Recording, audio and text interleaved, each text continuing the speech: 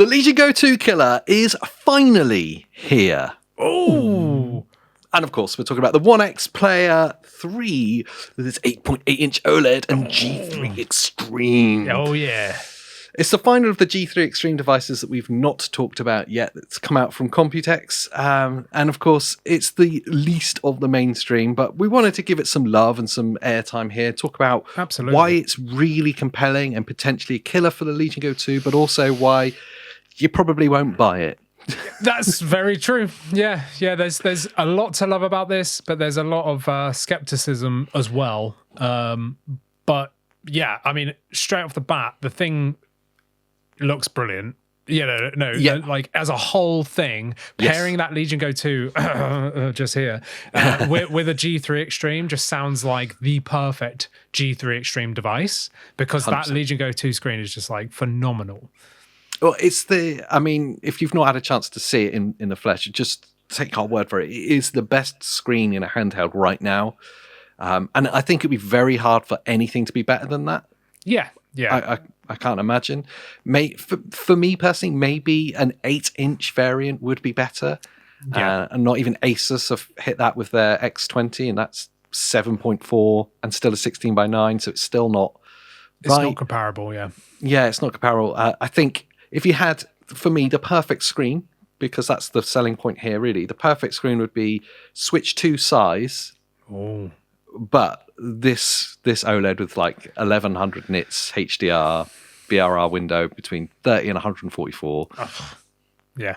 That's where I want it to be. Yeah, an 8-inch version would be like less unwieldy. Do you know what I mean? It would be in a bit of a better form factor. I mean, look at the MSI Claw 8 EX AI. Man, that name is just horrendous. The EIEIO, which you would know all about that if you'd seen our interview with Jason England from Tom's Guide about the G3 Extreme, what NVIDIA have to say about the Spark coming to handhelds and all that good stuff. So if you want to see that, check out that video on the channel. But yeah, 8-inch would be the sweet spot indeed. But I mean, maybe it's just because I'm getting old. 8.8-inch on the Legion Go 2, like this screen, I honestly have no complaints about the screen. It is just phenomenal. No OLED VRR flickering at all somehow. It's just brilliant. So seeing this again with that G3 Extreme that I'm incredibly excited about. There's a lot to love about the G3 Extreme, which again, we're still skeptical about a little bit just until we get hands on ourselves. But the G3 Extreme seems to be like the efficiency king of handhelds. Yeah. When Intel put all their slides out and everything about the G3 Extreme, we were you're firstly excited by what they're saying, but also B, you go, I've seen this rodeo before when people are claiming, double the performance at half the, and all that nonsense. So it's it, same performance at half the wattage as the Z2E and 42% more performance at 35 watts. Yeah. You go like, I've heard this before. Yeah. But then when we did interview Jason, who's been hands-on with the MSI and the Acer device, you go, oh, no, it's real. He's saying anecdotally it's notable. Yes, yeah, absolutely. But then you still got to pinch your salt a little bit because, you know, they are forcing you to test the configured games which have XeSS, which is the thing. And whilst that's great, XeSS is the least widely adopted upscaler, which is it's actually my favorite for handhelds. So like even for handhelds that don't have Intel APUs, XeSS, just the stability of the image, whilst it costs more to run in terms of like frame rate cost, you know, like the power is a little bit more. The image quality, it just far outweighs FSR, but how many games support XeSS in comparison to FSR? You know, there's far more games that, even if they only utilize old FSR variants, you can find FSR on most things. XeSS is not the case. Like, it's like most things probably don't have it. So I'm hoping, because this is Intel and they're making a big push for this brand new handheld designed APU, check this out, you know, they're all like shouting about it, that all the game devs go, yeah, we want that. You know, and they start implementing it. If they do that, the G3 Extreme wins. Yeah. But that's a big question mark, isn't it? Because obviously AMD have got a huge... NVIDIA and AMD have got like the advantage of time. They've been... They're ahead already. Yeah. AMD have got the advantage of their relationship with the console manufacturers as well. Yes. So there's more chance for like wider adoption from developers. Yeah. So yeah, it's a big question mark. And obviously the games that like Jason had played were all handpicked, like you say, very carefully. There was like 2 games per manufacturer that you're allowed to play. Yep. The thing that was very exciting, which isn't really a ONEXPLAYER exclusive thing, is the performance when using it docked. Yes. G3 Extreme, that was very appealing. Oh, that's going to be nuts. Yeah. And then you have to look over to the like the AMD side and go like Auto SR isn't that. No. It's good. Yeah. If XeSS3 didn't exist. Yeah. It's just not going to be comparable. Like if you compared an Xbox Ally X docked versus a G3 Extreme, it's just not comparable in any means. Like the G3 is going to dominate it. And whilst you're on performance, you've got to talk about the RAM configurations because there's very little actual tangible information from ONEXPLAYER about this device. Yeah. So no talk about like what actual configurations of RAM there will be, what the speed is, or what the options will be. But you were saying from like previous models, it's kind of up to you. Yeah, so when you load a website up and it says, what's your age? And you type in like your date of birth. Instead, this is going to be what's your income bracket? And then it shows you the RAM that you can afford. Because this is going to be like starting at 32. Have you recently come into an inheritance? Check this box and we'll take you to the right link.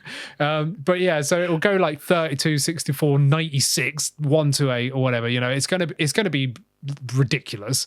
But there should be a 32 gig variant, which is the one that most people should just go for. That's where you need to be. But it does depend on what speed of RAM that they're putting in this. Yeah, I mean, we hope that it'll be fast, like MSI fast, because they've got some real tasty mega transfers going on that one. But whereas Acer, which we are expecting to be the more budget friendly, is noticeably slower RAM.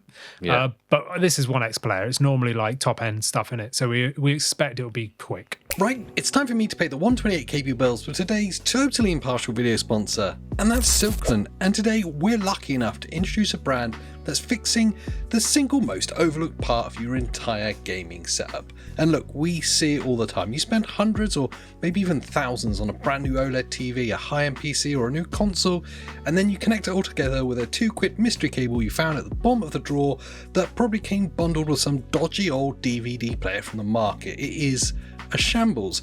You end up with flickering screen, throttle charging and performance. It's just a genuine mess, and this is where SILKLAND come in. They make premium, genuinely high-spec cables that ensure you're actually getting the performance that you paid for. First off, let's talk consoles. You absolutely need the 8K HDMI 2.1 cable, and this isn't just a standard HDMI. This is HDMI certified 2.1, and that really matters. It pushes a massive 48 gigabits bandwidth. That means you get flawless 4K at 120Hz, variable refresh rate and auto low latency modes. If you want the sharpest and fastest image on your next gen devices, you need a proper certified HDMI 2.1 cable, and the SILKLAND is that. But what about your PC or your handhelds or maybe even your Mac? Well, SILKLAND really has some tricks up its sleeve there too with their USB-IF certified USB 4 cables. This thing is basically future-proof. It supports the new Thunderbolt 5 standard, pushing a mind-bending 80 gigabits per second of data transfer. So if you're running off an external SSD, transferring massive video files, or even driving a 4K external monitor, there is absolutely zero bottleneck here. Plus, it also supports 240 watts of fast charging, meaning it will keep your hungriest laptops and even your handhelds topped up to a maximum whilst you play.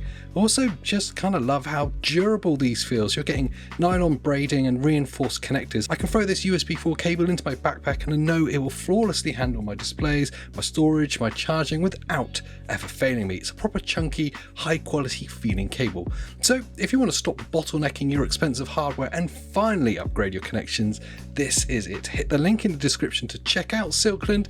All of their cables, they are amazing, and by doing so you will be directly supporting the channel. And of course, massive thanks to SILKLAND for sponsoring this video. The 85 watt hour internal battery is a welcome addition. Yes.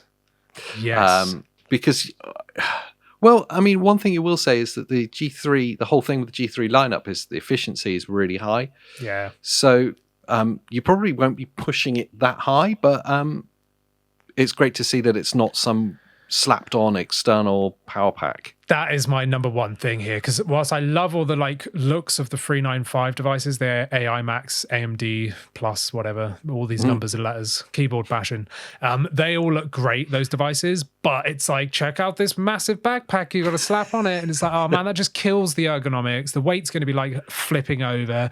Like, do you want to install like water-cooled tower on your head to like power the thing? It's like, oh, carry a fish tank. Yeah, exactly, yeah. So it's like, I'm really happy that they've gone, you know what, screw that, let's just put a battery in the thing, and it's 85 watt hours, it's under the 100 watt hour flight thing. I always forget about that as well. Yeah, no, I don't, because of the incident we had at Gamescom last year. Go watch the podcast from last year's Gamescom if you want to hear about that. I'm pretty sure we talk about it there. But yeah, so I'm really happy that they've just gone proper, like, yes, let's put a battery in it. It looks like it's designed for an internal battery. Like, it looks cool. Yeah, it does look cool. The detachable controllers. Why? Why did they have to ruin it? They really, it's a real kind of own goal, this one. So if you don't know, they don't have a battery in them, so you have to use them as the attachment. And the attachment only connects to the tablet part if you use their USB-A dongle. I know, it's so disgusting. There's no Bluetooth in them, so you have to use a dongle. What is this? Like, freaking Wavebird from GameCube. Like, do you know what I mean? Like, is this 2002 again, or whatever it was? And instinctively, I go, like, if I'm using, like, what, let's be honest, looks janky. If I'm using, like, a janky USB-A dongle to have a controller that's external to the device, there's an infinite number of options of controllers that are going to be better than the controls that this have. Absolutely, yeah. There's so many aftermarket controllers that we've featured as well on the channel. And if not, a Steam controller, you know, like Steam controller would be amazing, because like you put in your notes, the big selling feature is that attachment has a touchpad on it. Yeah.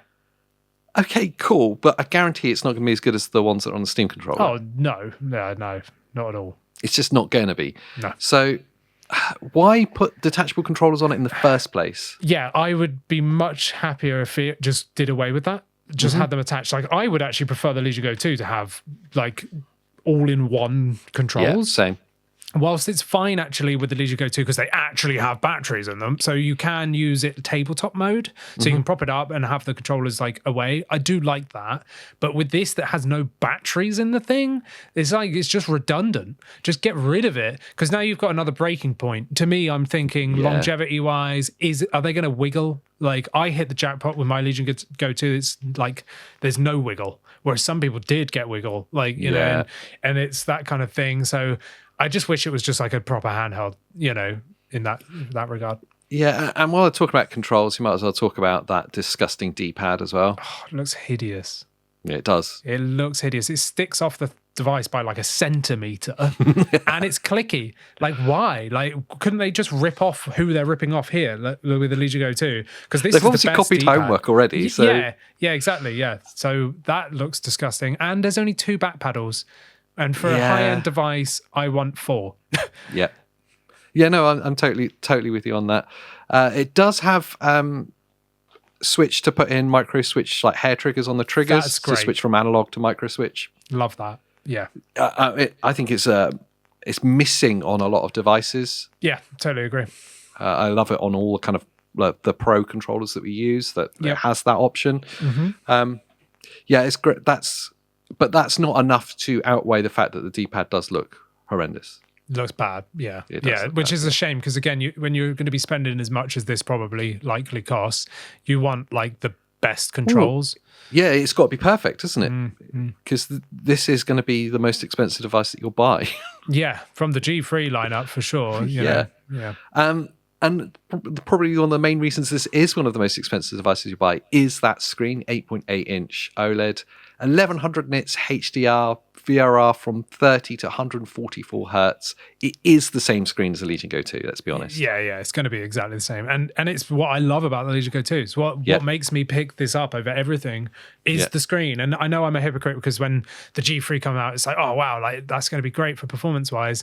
And there's people still sat with a Steam Deck OLED because they love that screen. So I don't blame you, because every time I see this screen next to anything else, it's just, you want to play on this screen. Yeah. You just want to go to this one. So, and it is a beautiful there's screen. some truth. The Steam Deck OLED does show us actually what the behavior of people would be. If you really love the ergonomics in the screen and the device itself in the future becomes less performant, stops being able to run games as well, people keep the Steam Deck alive, like streaming, either streaming from another device or streaming from a cloud service, and having a great time with all of those. All of the streaming functionality of gaming has got so much better over the past couple of years that absolutely it's definitely like a justifiable and viable option now. Yeah, absolutely. And if you've got any kind of PC, you don't even need a high-end PC because you can render it out at such a low resolution to send to these handhelds that you're still going to get amazing performance, far better performance than running it natively on these devices. Yeah, so picking a device just based on the screen is totally valid. Yeah, I agree now. Yeah. But we'll get to the price in a minute, whether this is actually maybe not the this right one. option. Yeah. It is also, weight is a significant thing. I'll say with the Legion Go 2, which is 900 odd grams, isn't it? Yeah. That the weight takes some getting used to. I still find it difficult because I'm not using it all the time. Whenever I hold yours, I'm like, yeah. This is noticeably different. Yes. This is heavier again. Yeah. 7 grams more. 7 grams more. So it's obviously not a massive amount heavy, but 927 grams total.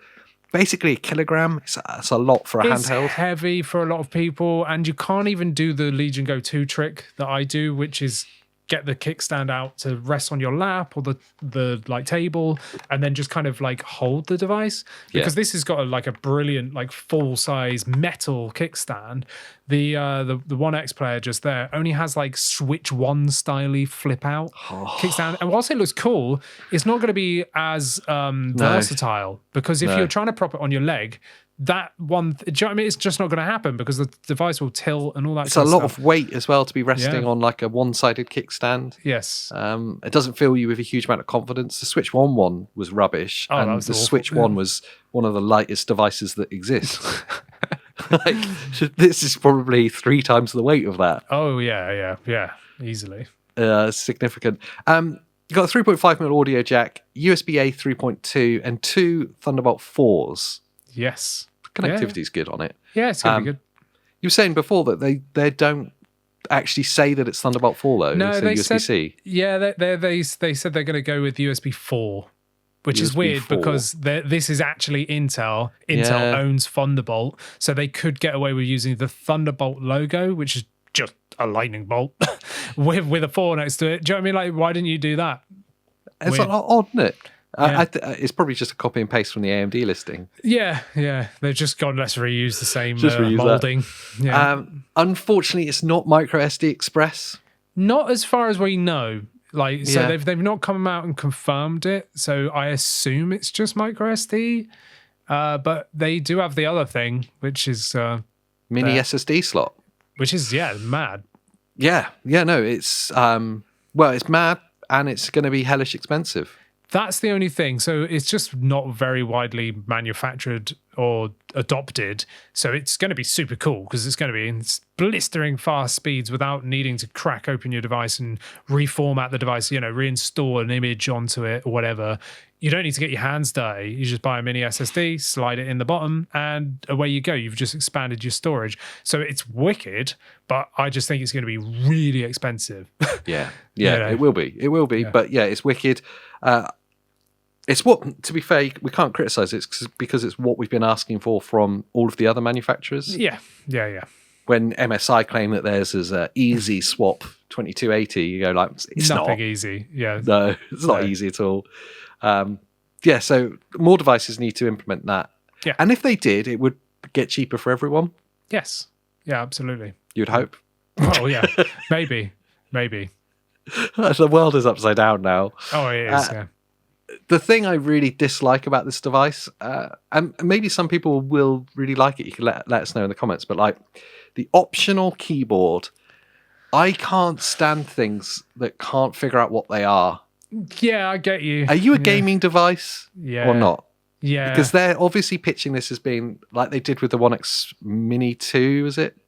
Yes. That it's this versatile device. It's a handheld. Oh, it's tabletop mode. It's also a laptop with the attachable keyboard. Yeah. Just pick one. Because if I'm buying a laptop, I'm not buying this. Yeah. Yeah, I'll be honest. I get you. Yeah, I mean, I think it's good for people that will be spending out on this. The amount that they're spending, they're probably getting it instead of a laptop. So if you can kind of claw back some money there from different utilizations for it, then fine. But for me, I wouldn't be using the keyboard on it and stuff. No, because it bumps into the kind of final, most important part, which is the price. Obviously, the optional keyboard is going to make it more expensive. Yeah. We have no idea what prices is going to sit at, but we can almost guarantee that it's going to sit at a very similar or in the same bracket as the AI 395 Plus devices. Yeah. And firstly, the keyboard thing, or this laptop thing, if you're going for like, I want a really high performant gaming device that I can use as a laptop, then buy a laptop with the Strix Halo in it. Right? Yeah. Just do that because you'll have a great time. And you'll be able to run higher wattage through it. It'll have a more dedicated power supply and stuff like. But also, if you're just going just on the handhelds, the ONEXPLAYER Mini 2 with the same screen. Yeah, same screen. Everything else the same, just a different processor. Pretty much, yeah. I mean, the performance is better on the AI 395 Plus. Yes, yeah. So that's my thing. Is this dead on arrival? Like, if it comes in at the same price point there, like you said, the 395 Plus is crazy performant when you shed loads of power into it. Yep. So if this is in line with that, like, well, that's more future-proof. Granted, it's not as efficient, so you won't be getting like XeSS3 and all that kind of stuff. So you won't be playing it as lower powered. But I mean, like, for longevity, surely you want the extra power there, like, so you can sit and plug it into a power outlet or even a power bank or something and get like way more performance. I mean, it's a tough one. If they sit close, then it's kind of a no-brainer.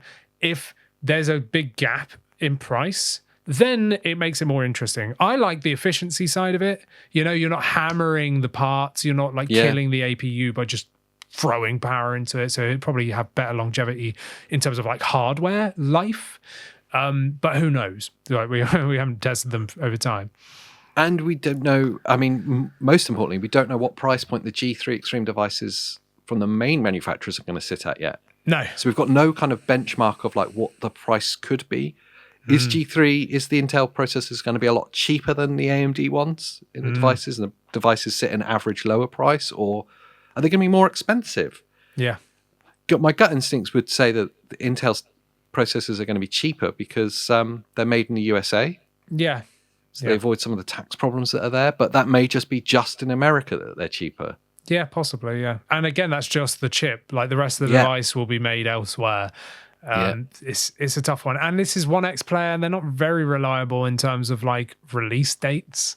Like the ONEXPLAYER Mini that they announced like months ago still hasn't even got it's got a placeholder on Indiegogo, which is like a GoFundMe thing.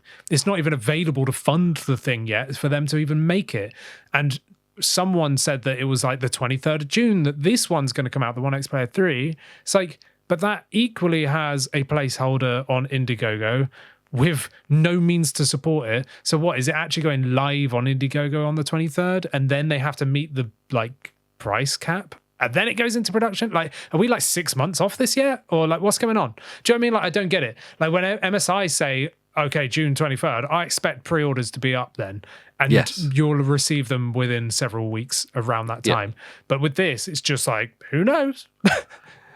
Yeah, it doesn't fill you a massive amount of confidence, which kind of speaks to the problem that we've always had with people like ONEXPLAYER and some of the more niche devices, is like, it's because it's opaque, isn't it? It's not like clear on like what support you're getting. When's the device arriving? Yeah. Can I get it now and it arrives next week, or am I waiting 6 months? Like, what happens to my money? Like, what happens if it's RMA'd? Yes. There's all this kind of like opaque stuff about it that it's fine if you're buying like an Android emulator or like a Amberneck or something. Like, you're spending $100. Like, exactly, that's fine. Okay, opaque stuff is fine. We all understand what's going on. If I'm spending upwards of $2,500, which, let's be honest, this is probably going to sit at. Yeah. I need it to be crystal clear. I need entire confidence in the whole setup the whole way. Absolutely, yeah. I'm going to push you for the ending to guess for a price. It really depends, doesn't it? I mean, it's probably going to be around the 2,700 mark, I reckon. Yes. But I would love to see it sit more close to, let's say, 2,200, and that the 395 variant be the one that's sat at like 2,800, you know? Yeah. Because the MSI Claw, I mean, they said the G3 Extreme was going to be 1,500. We saw the listing go up and then come down from Best Buy at 1,700. So this is obviously going to be more expensive. But what's it got going for it? The screen? The screen. So I hope that it's more like 200, 2 to 222. So like, let's say 2,200. So let's say 2,200. It's probably more like 2,500, 2,700. Yeah. I don't know. It's so hard to judge. I had in my head the same as you, 2,700. So I'll say 2,699. Yeah, that's it. That just kind of feels like it would for a 32 gig variant. I think that's where it's going to sit, which is disgusting. Let's be honest. The world we're living in is mad. It's horrible. This should be like $900. Yes. Yeah. It's only a few months ago we see a device break 1,000 and be like, whoa. Yeah. Well, again, Leisure Go 2, everyone broke at that 1,000 for that screen. Yeah. You know, and now it's like $3,000. Here's the thing that is a bit of a universal truth is there is the reaction to it and then the reality of the market. And for a long time, we would say this about PlayStation. PlayStation would massively overprice their like accessories and hardware, and yet it would sell out. Yeah. Like the DualSense Edge controller, as an example, was like $250 or something madness, wasn't it? Yeah. And it sold out, and it kept selling out. The Portal, which kind of doesn't really do anything, sold. PS5 Pro goes to like $750, sells out. Steam Deck OLED, to connect it back to handhelds, when they double, almost, what was it, 50% the price? Yeah. In America, the listings sold out straight away. Yeah, absolutely, yeah. So everyone's disgusted by the price. Yes. Yet there's so much demand in the market, people are still buying it. And the problem that this creates, this is more of a podcast topic which we'll dig into, but the problem this creates is that this will happen with these devices as well. Maybe not the ONEXPLAYER, but I think the other handheld devices that hit the market now that are going to be almost double the price that we expect them to be, will still sell. Yes. And that signal that it gives the manufacturers is, we can get away with this. Yeah, absolutely. Yeah. So when everything goes back to normal, we're never going back to the prices that they were. No way. There's no way. No. Those days are over. Sadly, yeah. Sadly. So on that great note, I want you to let us know in the comments what you think the ONEXPLAYER 3 is going to sit at price-wise. What's your horrific predictions for it? Let us know in the comments. Once you're down there, please do like this video. Subscribe for more handheld gaming content. What else should they do, Andy? Become a member, and you get to chat to us on our private Discord as well. Yeah, I love it. So until the next time. See ya.